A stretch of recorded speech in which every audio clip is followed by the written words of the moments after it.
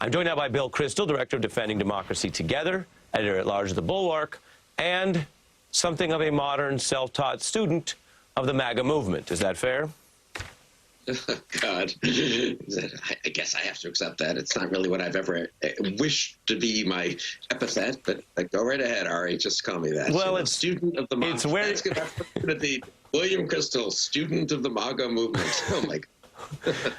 Well, I hear you. It's part of where you ended up in this political era. It may not be everything you've ever done or will do, Bill, but I tee that up because this is quite a set of salacious stories. We've heard from victim advocates and attorneys and others with concern for what, at least according to the feds in the Greenberg case, are already some victims, as well as open questions, which can only be resolved through fact-gathering and due process about what, if anything, Mr. Gaetz may have done, and I say that in all fairness and seriousness. The wider context that I want to ask you about right now is how someone in this much trouble, rather than laying back or laying low, is doubling down on this MAGA attack, not only on Democrats or liberals or whatever, but also, as you just heard him say there, the establishment of his own party, Bill. He's taking a victory lap on Twitter today, an additional tweet relishing the fact that 3 months ago he went to Wyoming to attack Liz Cheney and say she shouldn't be House Republican chair. She survived that first assault in February, and now she may well lose next week. So he was ahead of the curve in attacking Liz Cheney, which is, when you think about it, really astounding, right? The Republican Party, the House Republican Conference, is now doing nothing to punish Matt Gaetz at this point, not even distancing themselves from him, not even criticizing him or being a little wary of him. But Liz Cheney is going to be probably deposed as Republican Conference number 3 next week. Why? For telling the truth. I mean, it's simple. For telling the truth and not bowing to Donald Trump. That's it, right? So that does, to be a party that's pro-Gaetz and anti-Cheney, that's pretty astounding.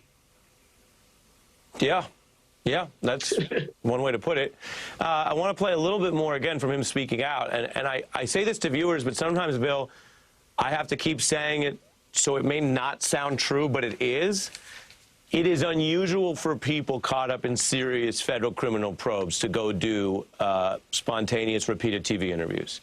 I know we have Giuliani, now we have Gaetz. We have a couple exceptions, but this is highly unusual, even for politicians. But here's a little bit more from the Gaetz interview. What you see from the government, I think, is really a politicization of the Department of Justice. And really that started under Barack Obama and Eric Holder, and then it continued over. I think there's a lot of swamp left to be drained at the Department of Justice. Bill, it sounds almost lazy, but is this effective? Where does this fit into the problem facing at least part of the Republican Party?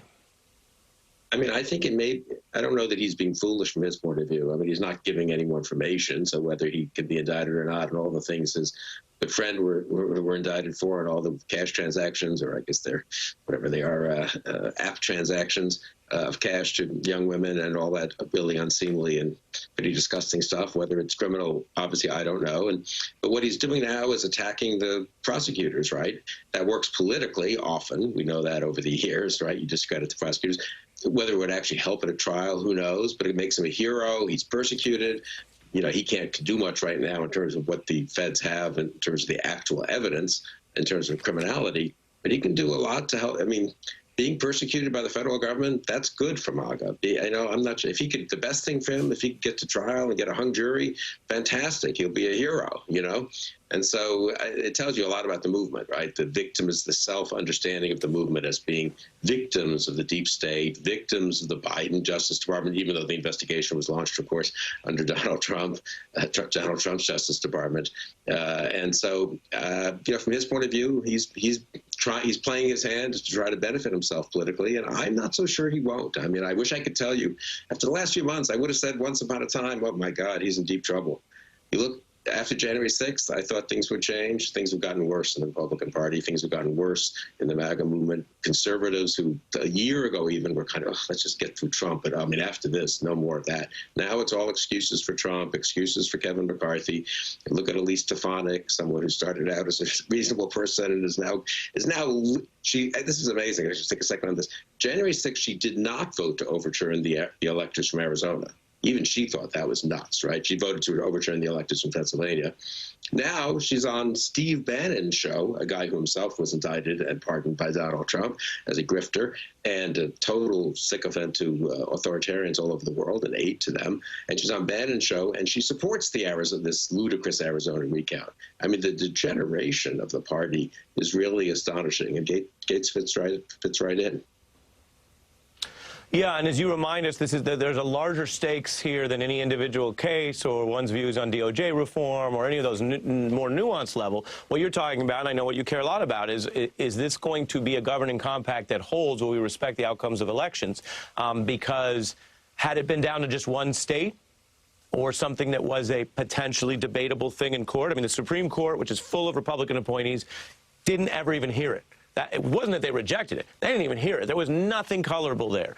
But what happens with a strong man or woman type authoritarian leader if they're embedded with the Republican Party and it is close and they say, we're not following the court and we are going to seize the military? I mean, this was as close as you can get without it being worse. And we know how bad it was on January 6th. So I appreciate the larger context. That's what we expect for you, Bill, because as I mentioned, and I say this because I know Bill, at the end of the day, all he is and all he ever stood for and all he'll be remembered by is his relationship with Donald Trump. I'm kidding, Bill. That's okay. That's okay. I can take it. Thanks, Ari.